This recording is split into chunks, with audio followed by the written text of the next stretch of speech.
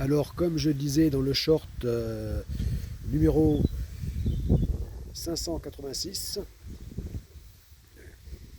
assimilé à cette vidéo, ce moteur est absolument révolutionnaire. Voilà. Donc, c'est un moteur que j'ai trouvé dans une casse, oublié depuis très très longtemps. Voilà, et on imagine pourquoi pour, un tel moteur, une telle invention a été volontairement oubliée, euh, forcée d'être oubliée, hein, on imagine pourquoi, donc pour d'obscures raisons hein, que l'on peut imaginer. Euh, voilà. Euh, voilà, alors que c'est un moteur, euh, donc une véritable pépite. Voilà, puisque c'est un moteur qui a un rendement incroyable.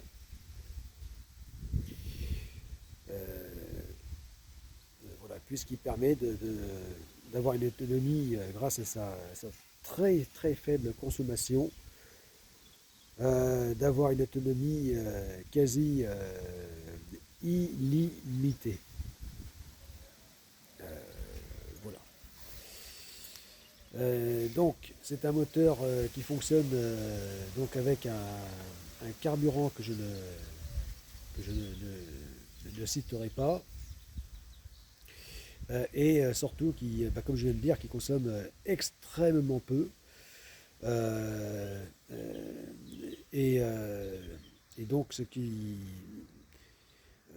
avec tous les problèmes que l'on sait euh, donc par rapport au carburant issu du pétrole, etc. Bon, voilà, ce qui fait que ce moteur euh, donc abandonné à la casse depuis bien trop longtemps, bah, donc a un intérêt plus que jamais, voilà, un grand intérêt. Donc c'est un 4 fois 3 cylindres en ligne. Voilà. Parce que il est composé de 1, 2, 3, 4 cylindres. Et donc 3 fois 4 cylindres. Parce que là, on les voit très bien.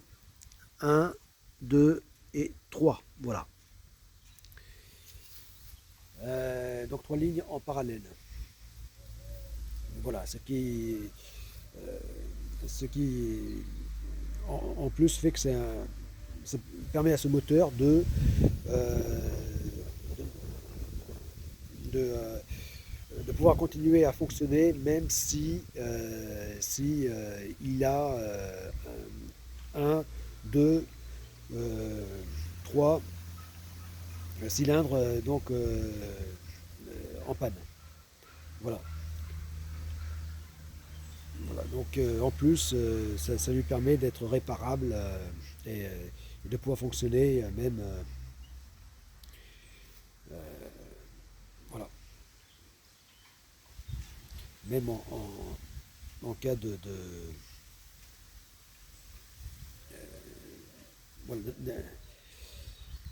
de panne. Bon,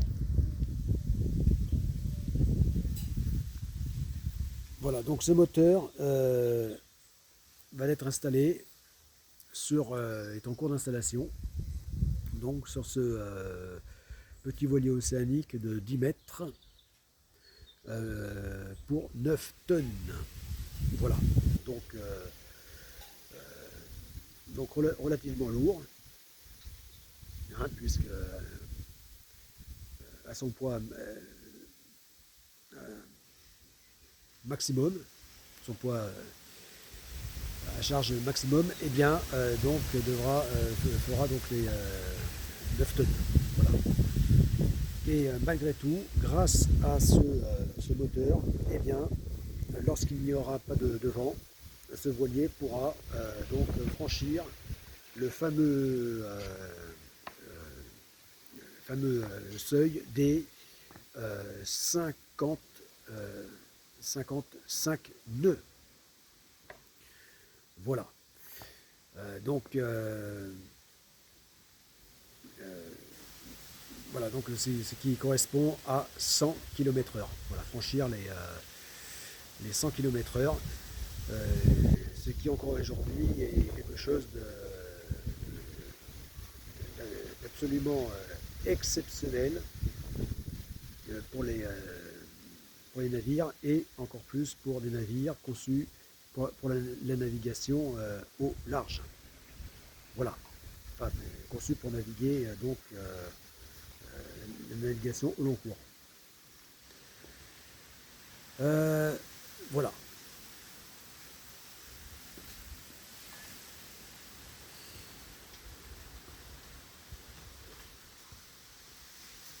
Voilà, et ça tombe très bien pour ce voilier donc qui doit mener à bien une navigation no limite qui devra durer 40 mois ou 1200 jours. Voilà, sans escale, non stop. Donc accomplir un multi-tour du monde.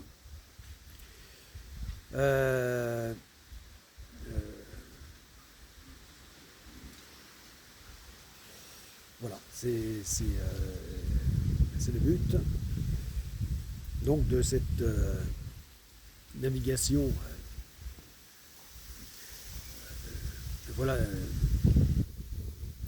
dont les records, donc il devra battre des records et notamment donc record de distance parcourue en mer et distance de temps de navigation sans toucher terre, sans escale, en solitaire. Voilà, qui devra être donc de plus de 3 ans. Voilà, 3 ans, 3 ans un tiers.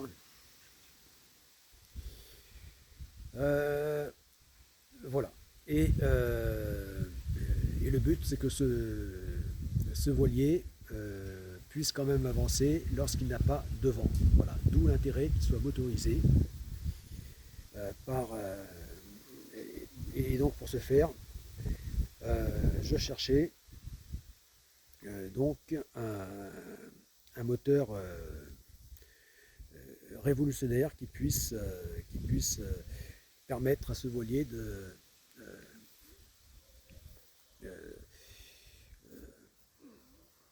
d'être motorisé, mais sans ce problème de carburant. Voilà, c'est ce problème de carburant et donc de produits pétroliers, enfin de gasoil. Voilà, parce que les navires avancent au gasoil en général. Voilà. Et donc ceci donc après les navires, les gros navires, eux ça peut être encore même du fuel plus lourd. Hein, voilà, ça peut être vraiment du mazout. Mais bon, ça c'est vraiment pour les plus gros navires type cargo.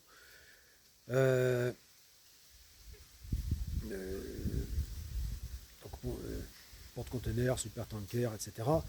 Mais là, je parle donc voilà, pour des navires.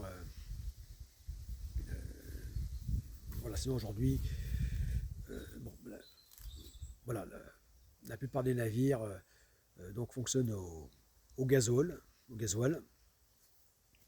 surtout les navires donc de taille, voilà, les navires qui ne sont pas les plus,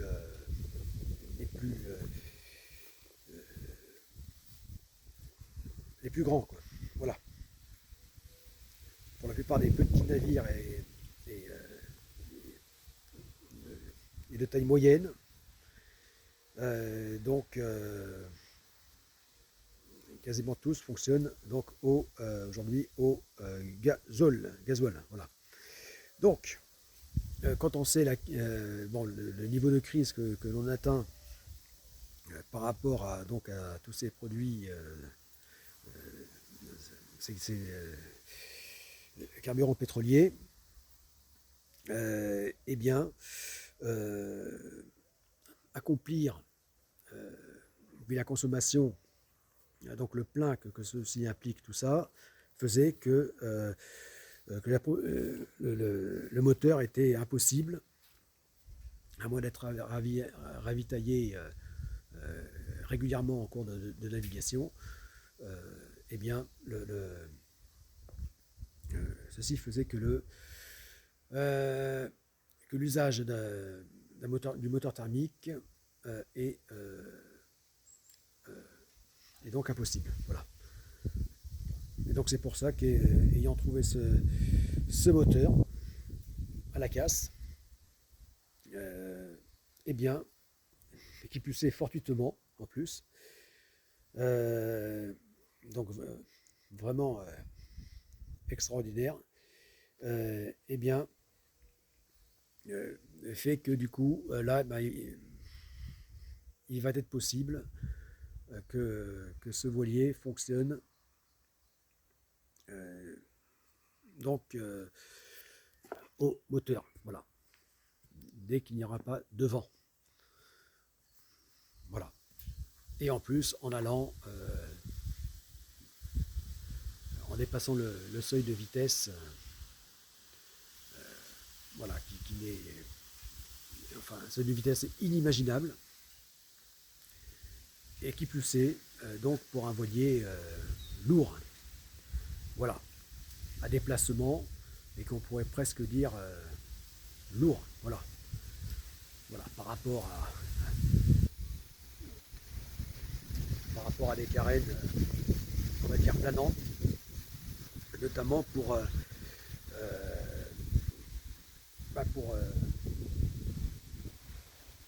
voilà, parce qu'aujourd'hui les seuls moteurs, les seuls bateaux qui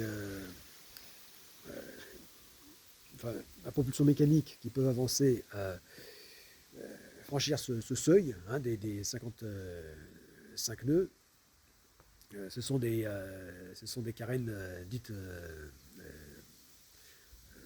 planantes. Voilà. Des carènes capables de déjauger. Voilà. Donc des déplacements légers.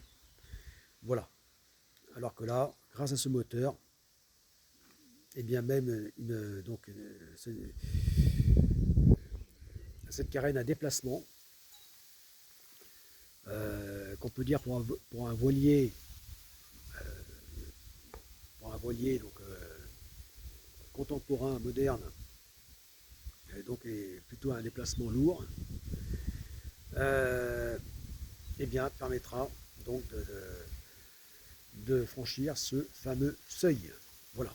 Et en plus donc avec une consommation absolument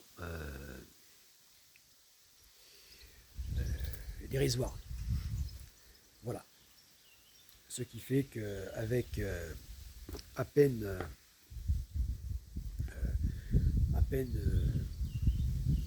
200 litres, eh bien, il pourra, ils seront en toute autonomie donc pour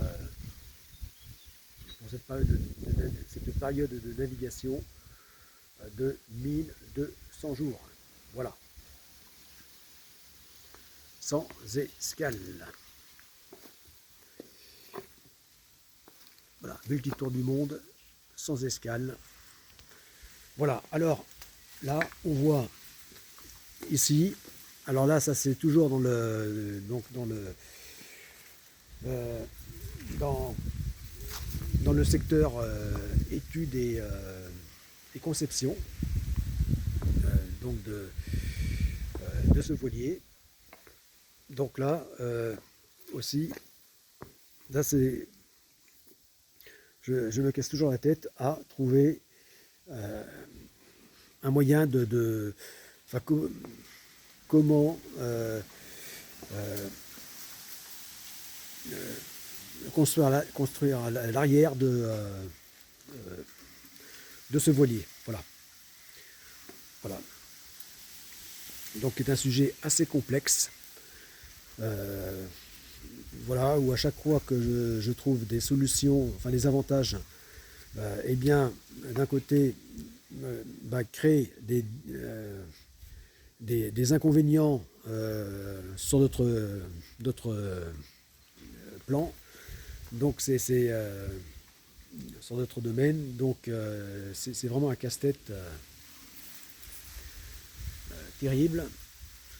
Voilà, donc c'est pour ça que régulièrement je reviens à réfléchir comment trouver une solution pour la géométrie, pour voilà, de l'architecture, hein,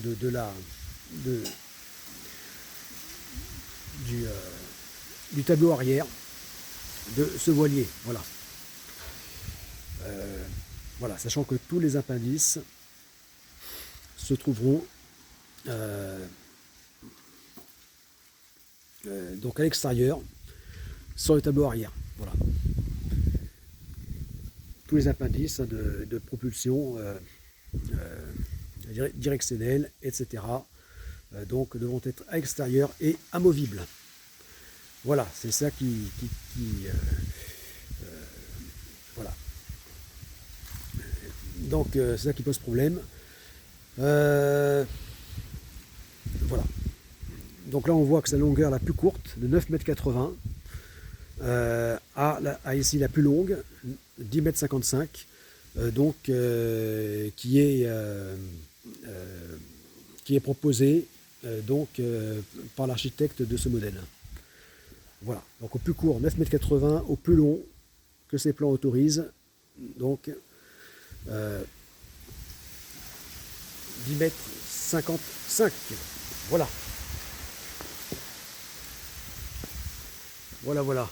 Bon.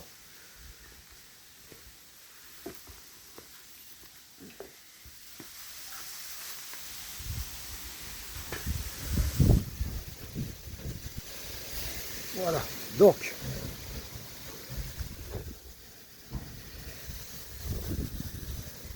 Et là, on voit à quoi ressemble.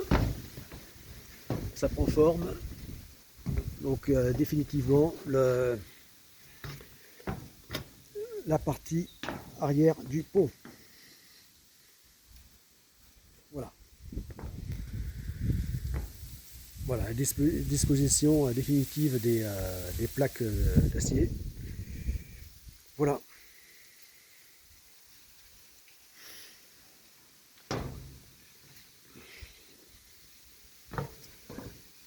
Voilà, alors maintenant, eh bien reste, maintenant que ceci est voilà, définitivement donc décidé, maintenant reste à savoir comment prolonger donc le tableau arrière. Voilà. Voilà. Donc en raison de la nécessité absolue à ce que tous les appendices puissent être extérieurs et en plus amovibles. Voilà. Voilà. Poisson d'avril. Poisson d'avril. Donc pour ce moteur. Bon. Bah, évidemment que ce ne sera pas possible. Enfin, évidemment que je veux dire que oui, qu'il n'y aura pas de tel moteur et que ceci n'est pas le moteur en question qui sera installé un jour. Voilà. De toute façon, la solution elle sera électrique hein, pour ce voilier. Pour les moteurs d'appoint, elle sera électrique puisque le moteur, eh bien, ça sera le skipper lui-même. Voilà. Voilà, puisqu'en faisant du workout, il produira de l'énergie électrique, cette énergie électrique, en plus d'autres moyens, comme donc les ressources renouvelables, du vent, du soleil, de l'eau, etc., eh bien, le skipper, donc, en faisant du workout, produira de l'énergie électrique. Voilà. Donc il viendra complémenter les autres et celles-ci donc fourniront de l'énergie pour la propulsion par des moteurs, par des propulseurs donc azimutaux et amovibles qui seront donc placés sur le tableau arrière. Voilà. Voilà, et c'est pourquoi je me casse tant la tête donc à décider, à savoir comment je vais pouvoir donc finir ce tableau arrière. Voilà.